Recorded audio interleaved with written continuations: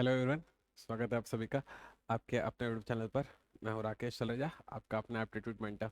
आप बच्चों के साथ में लेबर इंस्पेक्टर का जो एग्ज़ाम है वो सारा का सारा जो एग्ज़ाम है उसके प्रीवियस ईयर में आए हुए क्वेश्चंस डिस्कस करने में लगा हुआ हूं। इसके पहले मैंने आप बच्चों के लिए 3 वीडियो रिकॉर्ड कर दिए हैं, जिसमें मैंने लेबर इंस्पेक्टर का 2018 का मैथ्स और इंग्लिश का पेपर पूरा डिस्कस किया है, और 2015 का रीजनिंग का पेपर पूरा डिस्कस कर चुका हूँ, है ना।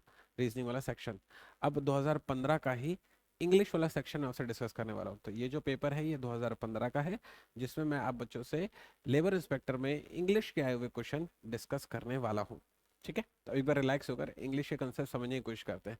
सिर्फ आंसर आंसर बता के नहीं निकल जाऊंगा, हर एक क्वेश्चन का आपको डिटेल में एक्सप्लेनेशन भी दूंगा, और कोशिश ये करूंगा कि अगर कंसेप्ट आपके पास ना भी हो, कंसेप्ट हो तो आप 1 मिनट में कनेक्ट कर लोगे, अगर कंसेप्ट ना भी हो तो कंसेप्ट बताते हुए आपको चीज़ें कनेक्ट करवा सकूं। तो मेरे साथ इस वाले वीडियो के एंड तक बने रहिएगा। ये वीडियो आप बच्चों के लिए बहुत इंपॉर्टेंट होने वाला है। ठीक है, चलो सुनते हैं। कहता है, choose one word substitute for the curved path followed by a planet or an object as it moves around another planet, star और moon। बोल रहा है कि एक शब्द में जवाब आपको देना है उस पथ के लिए जो कि कोई प्लेनेट जब दूसरे प्लेनेट का चक्कर लगा रहा होता है, या फिर कोई चांद जब किसी प्लेनेट का चक्कर लगा रहा होता है, तो जिस पाथ पर चक्कर लगाता है, जिस पाथ पर चक्कर लगाता है उस पाथ को क्या कहते हैं। तो हिंदी में हम बच्चों को पता है, उस पाथ को हम लोग कक्ष कहते हैं, है ना। तो उसका जो जवाब होगा वो क्या होगा, ऑर्बिट। तो इस क्वेश्चन का 121 का सही जवाब होना चाहिए था ऑर्बिट। बहुत ही स्ट्रेट फॉरवर्ड क्वेश्चन था, एकदम एग्जाम में आया हुआ क्वेश्चन, और बनना चाहिए थे वाला क्वेश्चन आप बच्चों से। ऑर्बिट इसका सही जवाब होगा, बच्चे ने ट्वाइलाइट मार दिया, गड़बड़ हो गया, ऑर्बिट इसका सही जवाब है। क्वेश्चन 122। क्वेश्चन 122 आप देख पा रहे होंगे, आपको 4 सेंटेंसेस गिवन है, ए बी सी और डी। ठीक है, अब क्वेश्चन में पूछ क्या रहा है वो देख लो जरा। क्वेश्चन में लिखा हुआ है, choose the correct statement regarding verbs in the above sentences. आपको जो है उसने 4 सेंटेंस गिवन कर दी हैं, और आपसे पूछ रहा है कि इसमें क्या करेक्ट सेंटेंस होगा वो आप बता दो। ठीक है, अब एक बार रिलैक्स होकर देखते हैं हम लोग इस चीज को, थोड़ा सा समझने की कोशिश करते हैं। देखो, सुनना जरा मुझे। मुझे क्या करना है, मुझे ना बताना है कि कौन सा वाला जो है इनमें से सही स्टेटमेंट होने वाला है। तो मुझे आपको ऑप्शन बताने पड़ेंगे, ऑप्शन आपको दिखने चाहिए साफ साफ। अब मेरा ख्याल है आपको ऑप्शन भी दिख रहे होंगे। चलिए, लिखा हुआ है, verbs in the sentence A and B are transitive verbs. 4 sentence given है, बोल रहा है कि कौन सा नीचे से ऑप्शन करेक्ट हो सकता है। पहला ऑप्शन में लिखा है कि ए और बी सेंटेंस में जो वर्ब प्रयोग किए गए हैं वो ट्रांजिटिव है। अब आप इसका जवाब तभी दे पाओगे जब आपको पता होगा कि ट्रांजिटिव वर्ब क्या होते हैं। आगे बात पकड़ में। तो ट्रांजिटिव वर्ब क्या होते हैं, एक बार रिलैक्स होकर थोड़ा समझने की कोशिश करो। ट्रांजिटिव वर्ब होते हैं वो वर्ब जिन्हें हमेशा खुद को समझाने के लिए ऑब्जेक्ट की जरूरत पड़ती है। ठीक है, ऐसे सारे वर्ब जो खुद को एक्सप्लेन करने के लिए ऑब्जेक्ट की डिमांड करते हैं उन्हें हम लोग ट्रांजिटिव वर्ब की लिस्ट में कहते हैं। तो मैं ये मान के चल रहा हूँ कि वो सब्जेक्ट और ऑब्जेक्ट समझ में आता होगा ना। तो मेरे इंग्लिश के पुराने लेक्चर देखिएगा, उसमें मैंने बहुत अच्छे समझाया सब्जेक्ट ऑब्जेक्ट क्या होते हैं।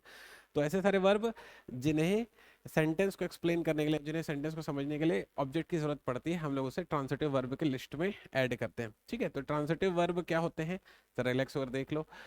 स्मेल क्या होता है, स्मेल ना ट्रांजिटिव वर्ब की लिस्ट में नहीं आता है, पहले तो ये जान लो। स्मेल दरअसल होता है कुछ ऐसे वर्ब हैं जो दरअसल मानव की ज्ञानेंद्रियों से जुड़े हुए वर्ब होते हैं। जैसे सूंघना, सूंघना इंसान के ज्ञानेंद्रिय से जुड़ा हुआ शब्द है, which is not a transitive verb. ठीक है, तो ये रोज स्मेल्स स्वीट, ये ट्रांजिटिव वर्ब नहीं है। The earth rotates on its own access.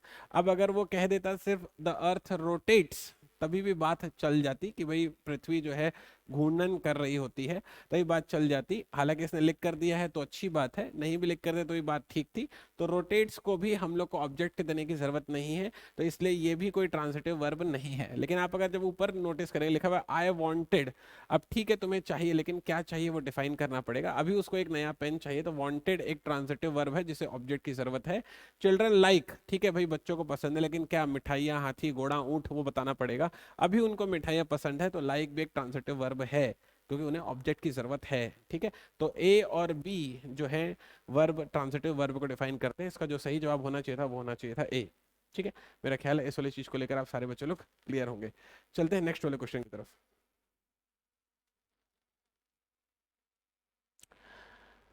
हाँ, ये है क्वेश्चन नंबर 123। क्वेश्चन 123 पे क्या कहता है, the word been is past participle form of, ये जो बीन शब्द है ये पास्ट पार्टिसिपल है किसका? ठीक है, तो बीन शब्द, ये मैंने आपको इसके पहले ही बताया था, जैसे मैंने इसके पहले वाला वीडियो लिया उसमें मैंने को बताया था BEING, वो 2018 के पेपर में उसने पूछा था बीइंग, मैंने अब उसमें एक्सप्लेन किया है। तो जो बीइंग यूज हो रहा था क्योंकि अपन आईएनजी यूज नहीं कर पा रहे थे, उस जगह पर यूज होता है, ये मैंने आपको पिछले वीडियो में कंसेप्ट दिया था, है ना। अब यहाँ पर बीन लगा हुआ है, तो जो बीन है ना ये दरअसल उन सारे टर्म के लिए यूज होता है जहां पर हम लोग ये is am are was were नहीं यूज कर पा रहे होते हैं, तो हम लोग बीन लगा लेते हैं। ठीक है, तो आपको दिमाग में रखना पड़ेगा कि अगर कहीं आप is am are was were नहीं लगा पाओ तो उसकी जगह पर हमेशा क्या प्रयोग किया जाता है, बीन शब्द का प्रयोग किया जाता है। तो उसने ये पूछा है क्वेश्चन में आपसे कि जो बीन है ये पास्ट पार्टिसिपल फॉर्म हो सकता है इनमें से किसका, तो इन सभी की जगह पर बीन का प्रयोग किया जा सकता है सिचुएशन के हिसाब से। तो मेरे ख्याल से आंसर होना चाहिए ऑल फोर। इस क्वेश्चन का सही जवाब होता ऑप्शन नंबर डी। क्वेश्चन 124 पर चलते हैं। क्वेश्चन 124 पर कहता है कि कौन से वाले शब्द को आप करेक्टली स्पेल कर सकते हैं। आपने इसके पहले वाला वीडियो भी देखा होगा इंग्लिश का, जिसमें मैंने एक और आपको स्पेलिंग एरर वाला क्वेश्चन करवाया था, ये भी क्वेश्चन स्पेलिंग एरर वाला आ गया। उसमें इंजीनियरिंग पूछा था, अगर आपको याद आ जाए, तो यहाँ पर पूछा है परटर्बेशन। अब इसकी जो करेक्ट स्पेलिंग है वो पता होगी तो बनेगा, नहीं पता होगी तो क्या ही बनेगा। तो इसका जो सही स्पेलिंग है वो है ऑप्शन नंबर बी में लिखा हुआ PERTURBATION। पर्टर्बेशन का मतलब होता है जब कोई इंसान मेंटल इलनेस में होता है, ठीक है, या फिर उसको अपन बोल सकते हैं कुछ गड़बड़ी है, बेचैनी है, उसके लिए अपन पर्टर्बेशन वर्ड यूज करते हैं। चलते हैं नेक्स्ट वाले क्वेश्चन की तरफ। अगला क्वेश्चन कहता है words like a and the that these are, वो पूछ रहा है आपसे कि ये जो सारे शब्द हैं इन्हें क्या कहा जाता है। ऑप्शन में लिखा हुआ है डिटरमाइनर, प्रीपोजिशन, कंजंक्शन, इंटरजेक्शंस। अब जरा बात को समझो, ये जो सभी हैं इनके डेफिनेशन क्या होते हैं ये आपको पता होने चाहिए। पहले तो समझो कि प्रीपोजिशन और कंजंक्शन क्या होता है। प्रीपोजिशन वो शब्द होते हैं जैसे फॉर एग्जाम्पल हम लोग ऑफ यूज करते हैं, इन यूज करते हैं, है ना, इनटू यूज करते हैं। तो किसी भी सेंटेंस में किसी एक मीनिंगफुल टर्म को ऐड करने के लिए हम लोग प्रीपोजिशन लगाते हैं। कंजंक्शन क्या होता है, कंजंक्शन वो शब्द होते हैं जो दो वाक्यों को जोड़ने के लिए प्रयोग किए जाते हैं, जैसे दैट, जैसे बट हो गया, है ना, या फिर हुज हो गया, है ना। ये सारे जो शब्द हैं ये सारे कंजंक्शन होते हैं जो दो वाक्यों को जोड़ने के लिए प्रयोग किए जाते हैं।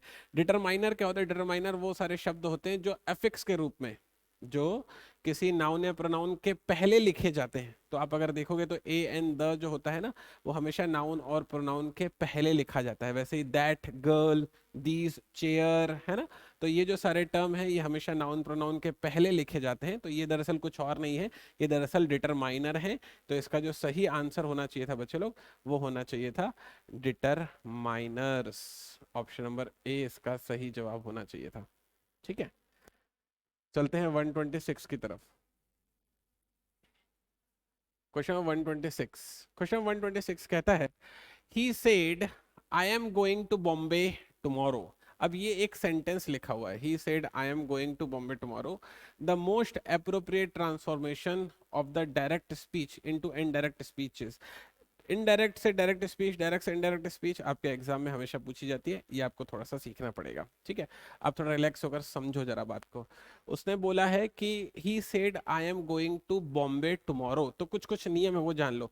जैसे लिखा हुआ है ही सेड तो उसका हो जाता है ही सेड दैट, ये दिमाग में डालो पहले तो, ये सबसे पहली चीज है जो आपको ध्यान देनी है। ठीक है, ही सेड दैट इस तरीके से हो जाता है। दूसरा, कुछ टर्म फिक्स होते हैं, जैसे उदाहरण के लिए टुमारो लिखा हुआ है, तो टुमारो के लिए अपन टुमारो ही कन्वर्ट यूज नहीं करते हैं कन्वर्ट करने के दौरान। जब ट्रांसफॉर्म करोगे डायरेक्ट से इनडायरेक्ट स्पीच में तो कुछ टर्म है, जैसे उदाहरण के लिए टुमारो, तो इसके लिए नेक्स्ट डे वर्ड यूज हो जाता है, यस्टरडे के लिए प्रीवियस डे वर्ड यूज हो जाता है। पॉइंट है समझ में? तो टुमारो के लिए जब आप कन्वर्ट करोगे स्पीच को तो आप यूज करोगे टर्म नेक्स्ट डे।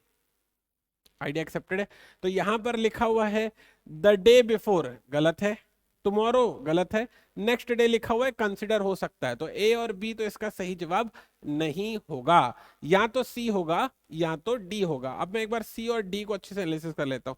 सी और डी दोनों में नेक्स्ट डे लिखा हुआ है, मुझे ये पता है कि टुमारो के साथ में हम लोग, टुमारो की जगह पर हम लोग ट्रांसफॉर्मेशन के दौरान नेक्स्ट डे यूज करते हैं, तो यहाँ पर नेक्स्ट डे यूज हुआ है, इस वजह से सी और डी में से कोई आंसर हो सकता है। अब जरा बात को समझो, यहाँ पे लिखा हुआ है he said that, said past form है, अब यहाँ पर ये देखो ही सेड दैट, ये भी पास्ट फॉर्म है, लेकिन इसमें लिख दिया ही विल। अब जरा बात को समझो, आप कभी भी कोई भी सेंटेंस बनाएंगे ना, देखो मेरे को डायरेक्ट इनडायरेक्ट स्पीच का अगर नियम नहीं भी पता होता ना, तभी मैं ये वाला जो क्वेश्चन है ऐसे ही सॉल्व कर लेता। कैसे भाई, आप कोई भी जब सेंटेंस बनाते हैं ना, उसमें एक ही टेंस को फॉलो करते हैं।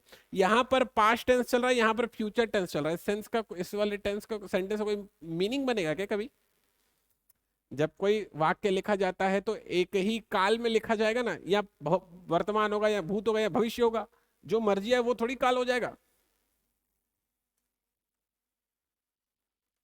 ठीक है, ओके है। 10 ठोपन काल नहीं डालेंगे, एक ही प्रकार का काल डालेंगे, जो अच्छा लगे वो डाल देना। अब है question number 127।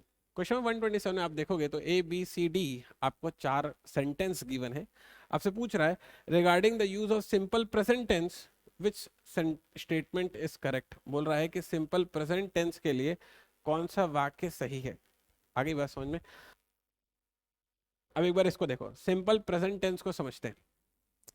Simple present tense में लिखा हुआ है to express facts. Simple present क्या होता है, अब जरा समझना। जो डेली बेसिस की जो बातें रहती हैं, जो डेली यूज की जो बातें रहती है, हम लोग उसको सिंपल प्रेजेंट टेंस में कन्वे करते हैं। आगे बात पकड़ में, जो डेली यूज की जो बातें होती है, हम लोग उसको सिंपल प्रेजेंट टेंस में कन्वर्ट करते हैं। जो डेली हैबिट रहती है उसको सिंपल प्रेजेंट में ले जाते हैं। ठीक है, अब जरा समझो क्या लिखा हुआ है। To express fact which are timeless, that is facts which are true of all the time. अब देखो यहाँ पर ये एक सामान्य सा इंग्लिश का सेंटेंस लिखा हुआ है, जो कि प्रेजेंट टेंस में लिखा हुआ है, तो ये तो सिंपल प्रेजेंट टेंस का तय है। दूसरा लिखा हुआ है टू एक्सप्रेस अ प्रेजेंट और एग्जिस्टिंग स्टेट ऑफ अफेयर्स। वो कह रहा है कि to express a present and existing state of affairs, मतलब कि ये भी देखो, जो भी एग्जिस्टिंग स्टेट है हमारे मसलों के, उसको एक्सप्रेस करने के लिए ये वाला टर्म यूज किया जा रहा है। ये भी सिंपल प्रेजेंट का है। इन running commentaries such as these we hear over the radio। अब देखो ये भी एक सामान्य हैबिट है, मैंने आपको बताया था जो भी सामान्य आदत होती है, डेली बेस की आदत, उसको भी सिंपल प्रेजेंट में बताते हैं। बता रहे हैं कि हम लोग रेडियो पर जो इस तरह की जो कमेंट्रीज है वो सुनते रहते हैं। चलो अच्छी बात है। To express fixed programme in future. अच्छा भाई, अगर आपको फ्यूचर का कोई प्रोग्राम अगर आपको जाहिर करना है, तो उसके लिए भी हम लोग ने जो टर्म है वो लिखा हुआ है टू एक्सप्रेस फिक्स्ड प्रोग्राम, जो कि तय निश्चित प्रोग्राम था, उसे हम लोग को एक्सप्रेस करने के लिए भी, ये भी आप अगर देखो तो सिंपल प्रेजेंट टेंस का ही टर्म है। तो ए बी सी डी चारों ही सिंपल प्रेजेंट में कन्वे किए गए हैं। तो इसका मतलब जो इसका सही जवाब होना चाहिए था वो होना चाहिए था ऑल। ऑल मतलब मैं लगा कर आता ऑप्शन नंबर बी। बच्चे ने यहाँ पर डी मार दिया, बच्चे से गलती हो गई है, माफ कर दीजिएगा उसे। बी एकदम सही जवाब है। ठीक है, चलते हैं क्वेश्चन नंबर 128 पर। 128 पर कहता है choose the statement which is not correct regarding active passive voice. बोल रहा है कि आपको वो वाला स्टेटमेंट चूज करना है जो कि एक्टिव पैसिव वॉइस के हिसाब से करेक्ट नहीं है। पहला है only transitive verbs can be used in passive voice. एकदम सही जवाब है, पैसिव वॉइस में ट्रांसिटिव वर्ब का ही प्रयोग किया जाता है। दूसरा है the subject in passive voice suffers और रिसीव्स सम एक्शन। ये भी करेक्ट पॉइंट है कि पैसिव वॉइस में जो सब्जेक्ट है वो हमेशा कोई ना कोई एक्शन कंसिडर करता है। जैसे फॉर एग्जाम्पल बोलेगा कि भैया दरवाजा बंद कर दो, तो बंद कर दो एक एक्शन उसने कंसिडर किया। ठीक है, नेक्स्ट है the passive voice is formed by changing tense of active voice in the corresponding past tense form. अब वो कह रहा है कि जो पैसिव वॉइस है वो हमेशा बनाया जाएगा changing tense of active voice in the corresponding past tense form. ये गलत बात है। दरअसल होता यह है कि ना, जो प्रेजेंट में लिखा था उसको अपन पास्ट में डालते हैं। होता यह है, सीना है आपको समझ में। The number of verb is changed if the number of subject changes while transforming sentence from active to passive voice। ये वाली एकदम सही बात है कि भाई जितने भी वर्ब होंगे एक्टिव से पैसिव में बदलते दौरान, सारे के सारे वर्बों का जो फॉर्म होगा वो बदला जाएगा। ये भी एकदम सही बात है। तो उसने पूछा था कि भाई कौन सी वाली गलत बात है, तो मुझे ऑप्शन नंबर सी एकदम गलत लगा। मतलब बच्चे ने जो टिक किया है पेपर में एकदम सही टिक किया, ऑप्शन नंबर सी ही ये वाली जो लाइन है इसमें गलत लिखी गई है। ठीक है, इसका सेंस ये है कि भाई जब आप फॉर्म बदलेंगे तो हमेशा प्रेजेंट का पास्ट करते हैं। ठीक है, चलते हैं क्वेश्चन नंबर 129 में। क्वेश्चन 129 में कहता है the word मिर्थ is close in the meaning which of the following word. बोल रहा है कि जो मिर्थ है वो दरअसल इनमें से कौन से वाले शब्द का क्लोज मीनिंग रखता है। अब आपको ना इस वाली चीज को समझना पड़ेगा कि मिर्थ की मीनिंग क्या होती है। दरअसल एंटोनिम सिनोनिम का क्वेश्चन है। वोकैब के मैं लेक्चर आप बच्चों को प्रोवाइड करा रहा था अपने ही चैनल पर। अगर आपको ऐसा लगे कि आपको वोकैब के लेक्चर की जरूरत है आप मुझे बताइएगा।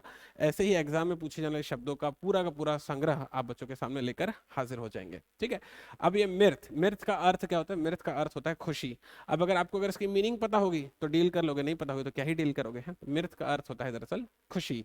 अब लिखा हुआ है साइक्लिक, डिजास्टर, अम्यूजमेंट, प्रिम्प्ट। अब इसकी मीनिंग को समझो। साइक्लिक और डिजास्टर, साइक्लिक मतलब होता है चक्रण, डिजास्टर मतलब होता है तबाही, अम्यूजमेंट का मतलब होता है खुशी, ठीक है समझ में। तो उसने पूछा क्लोज मीनिंग कौन सा रखता है, तो सही जवाब होता है अम्यूजमेंट, सी। तो इस क्वेश्चन का सही जवाब होता है सी। बच्चे ने डी बी मार दिया, गलत हो गया, सी आंसर सही है।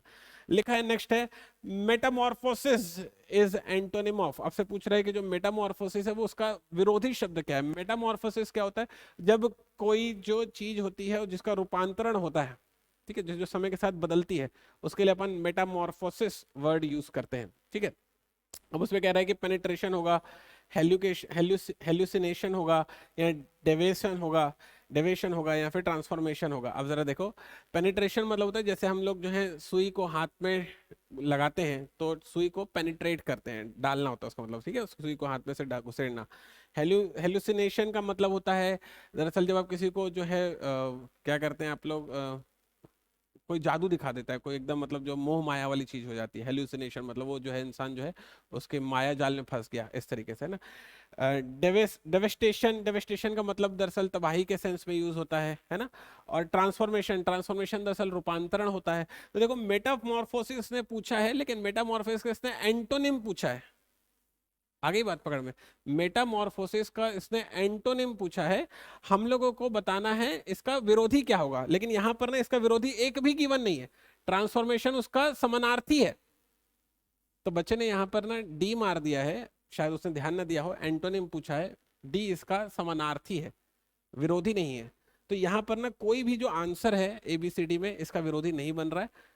ये सारे के सारे अलग ही डायरेक्शन के क्वेश्चन है, मतलब सारे के सारे अलग ही डायरेक्शन के शब्द हैं। लेकिन हाँ, ट्रांसफॉर्मेशन का समानार्थी बन सकता था। अगर उसने समानार्थी पूछा होता तो उस स्थिति में डी आंसर होता। अभी इसका कोई आंसर नहीं होगा। इस पर जो है उन्हें मेरा ख्याल है कि बोनस मार्क देना चाहिए, ठीक है। तो ये हो गए इंग्लिश के आप बच्चों के 10 क्वेश्चन। मैंने आपको लेबर इंस्पेक्टर का सारा पेपर सॉल्व करवा दिया आज आज की डेट में। आपका मैथ्स भी पूरा कवर हो गया 2018 और 15 दोनों का। इंग्लिश भी पूरा पूरा कवर हो गया 2018 और 15 का। कुछ और बेहतरीन कंटेंट के साथ आपसे दोबारा मुलाकात होगी। अपना ख्याल रखिएगा।